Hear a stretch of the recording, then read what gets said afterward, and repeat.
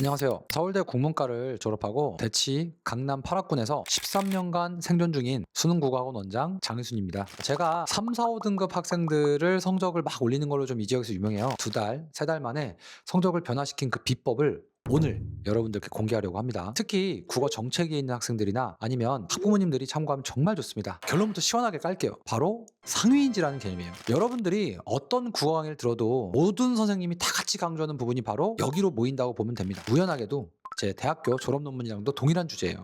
수능 지문에 나온 초인지랑도 같은 맥락이에요. 제가 발견한 6개의 핵심 성적 상승 비법 중에 가장 중요한 개념인 상위인지를 오늘 여러분께 전문가적인 견해를 가지고 글을 하나하나 잘근잘근 읽어가면서 알려드리려고 그럽니다. 물론 이 영상 하나로 모든 것이 바뀐다는 그런 말도 안 되는 일을 제가 주장하진 않습니다. 하지만 이 영상으로부터 여러분들의 앞으로의 모든 변화가 시작될 거라는 건 제가 확신합니다. 13년간의 소중한 연구 내용을 제가 갖고 왔어요. 그러니까 유익하게 신청해 주시고 주변 추천도 많이 해주시면 고마울 것 같아요. 핸드아웃도 준비해서 제가 고정 댓글에 심어둘 거니까 참고도 좀 해주시고요. 그리고 이제 제 수업 정보 원하시는 분들이 워낙 많아서 제가 살짝 링크도 걸어둘게요. 여러분들이 앞으로 1등급 가는 그 여정에 유익한 도움이 되도록 영상 찍었으니까 지금부터 끝까지 재미있게 시청해주세요. 혹시 또 궁금한 거 있으면요 댓글 주세요. 댓글. 그럼 제가 참고해서 다음 영상 찍을 때 반영하겠습니다. 자, 그러면 지금부터 강의실로 가보겠습니다.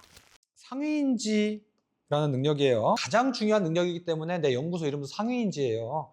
이거 우리가 메타인지라고도 많이 이야기하는데, 메타인지가 너희들이 알고 있는 메타인지는 사실 반짜리 메타인지야. 니들이 알고 있는 메타인지 막 반성하고 나를 돌아보고 이 정도까지죠.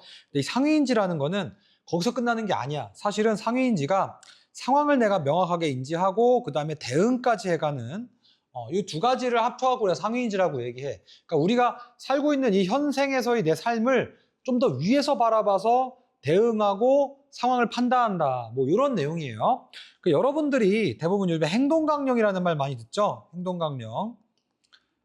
그런데 이거는 상황인지는 없고 보통 대응인지 중심으로 우리가 강조할 때 행동강령이라고 얘기해요. 그래서 메타인지가 떨어지는 동물들을 우리가 가르칠 때 행동교정이라고 많이 쓰죠. 이 행동교정은 사실 상위인지의 일부분이고 사실상 상위인지의 가장 근본은 여기 상황인지에 들어있어요.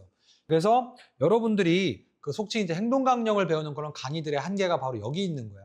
이 대응인지 집중으로 배우게 되면은 지금 다양한 응용과 본질적인 그 인사이트가 부족하기 때문에 명확하게 내가 배운 대로의 상황이 펼쳐지지 않으면은 이걸 응용할 수가 없어요. 물론 그렇다고 행동강령이 나쁜 건 아니에요. 이걸 쓰려면 반드시 상황인지부터, 요 능력부터 길러야 됩니다. 그럼 상황인지는 무엇이냐? 그냥 되게 심플해요. 뭐냐면은 내가 바로 무엇을 안다, 모른다, 애매하게 알고 있다라는 거를 명확하게 나의 정보 서치를 해서 내가 그걸 느끼게 되는 거죠.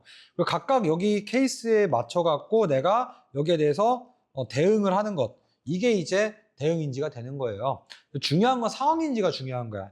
나는 국어 교육을 할 때 이거 상당히 많이 강조하는 사람이에요. 왜냐하면 실전 가면은 너희들이 내가 글을 읽는 그 순간순간, 스스로가 글 읽는 순간순간의 상황을 내가 체감을 할 수 있어야만 우리가 글을 읽을 수 있거든. 첫 번째가 상위인지 능력인데, 예를 들어서 내가 한번 읽어줄게. 첫 번째 효과가, 자, 이것도 되게 조금 난이도 있는 그런 기출지문이죠. 국가나 지방자치단체 행정주체가 라고 했어. 봐봐.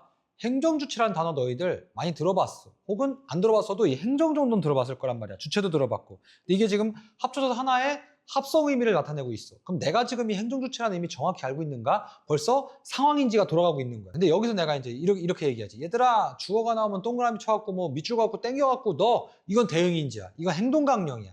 이거는 그렇게 너희들한테 실전에서 도움이 안 돼요. 왜? 그럼 도구만 많아지는 거야. 본질을 안다면 도구는 중요한 게 아니죠. 불이 났어. 꺼야 되는 것만 알면 물 끄든 그냥 뭐 기우제를 지내든 소화기로 뿌리든 어쨌든 간에 뭐든 하면 되는 거잖아. 근데 불이 나면 무조건 소화기로 해야 된다. 이렇게만 배웠어. 그럼 소화기가 없는 애들은 불 못 꺼요. 똑같은 거예요. 그래서 일단은 먼저 내가 이 단어를 알고 있는가를 인지를 해야죠. 그래서 애매하단 말이야. 그러면 당연히 정의라는 거에 형식을 우리가 배워서 이거 몇 문장 단위에서 배우는 레벨이거든요. 이 상위인지를 체감하는 게. 그래서 B인 A 형식의 정의이기 때문에 우리가 여기서 끌고 와야죠. 그래서 행정하는 주체니까 행정주체란 단어구나 라고 얼핏 쉬운 단어이기 때문에 이건 우리가 정의를 내릴 수 있어요. 그래서 대응인지와 상향인지를 통해서 우리가 정확히 상위인지를 쓴 거고, 그 다음에 행정 가니까 이건 이제 암기 문장일 확률이 높겠죠. 이런 건 이제 센스. 목적 실현을 위해 국민의 권리를 제한하거나 의무를 부과하는 권한이니까 두 개 나열되어 있고 행정 규제는 그럼 지금 이 두 행위의 주체가 행정 주체죠. 그리고 행정 규제니까 이것도 또 끊고 보는데 요게 이제 요 세 줄짜리 긴 문장의 진짜 주어가 되는 거죠. 그래서 행정 규제라는 의미도 우리가 또 끌어와야 돼. 니네 이거 상위적으로 안 읽잖아? 그러면은 행정 주체, 행정 기관, 뭐 행정 규제, 제가 행정 입법 돌아버려. 진짜로. 그래서 행정 규제니까 이거 그러면 정의 내려야죠. 행정 규제는 왜 행정 규제다? 행정 주체 갖고 오고 똑같아요. 이렇게 정의 내리는 거예요. 규제니까 좀 약간 국민 가지고 엿먹이는 짓이니까 규제하나 보다. 그럼 여기 지금 국민이라는 거가 생략되어 있구나. 오케이, 됐어요. 이런 식으로 문장을 정의해 나가는 이 순서.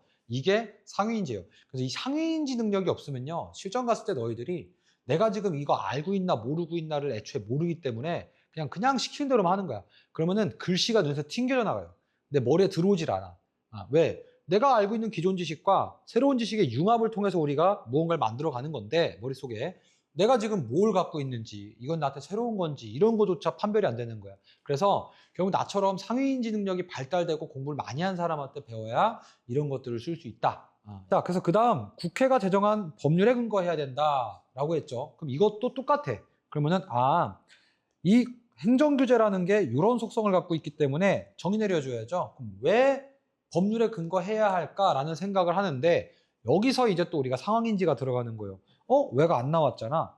그럼 나 이거 몰라요. 그럼 만약에 이 정보에 대한 근거가 아예 안 나왔으면은 이건 그냥 던져진 정보죠. 그냥 우리한테 네가 그냥 됐어. 내용일치로 봐. 그럼 이거 체크를 해야 되는 거야. 우리가 읽을 때. 근데 여기서 대응인지가 어떻게 들어간다? B인 A는 C다 형식의 문장의 경우에 이 B가 A의 인과나 과정의 순서로서 나열되어 있는 경우가 많다. 그래서 여러분들이 만약에 왜를 모르면 앞에서부터 갖고 연결을 두 개를 시켜서 읽는 게 똑똑하게 요 가운데 있는 주어 A를 정의 내리는 방식일 것이다라는 거죠. 그래서 처음 스타트부터 이렇게 B인 A는 C다 형식의 가장 강력하게 어려운 긴 문장을 내는 경우가 요즘 트렌드에 많아지고 있어.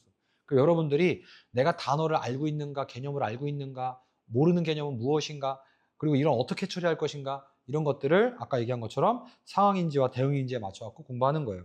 이게 위에서 나열한 4단계 중에서 그 명문장 단계에서 주로 집중적으로 많이 배웁니다. 이 상위인지 능력을.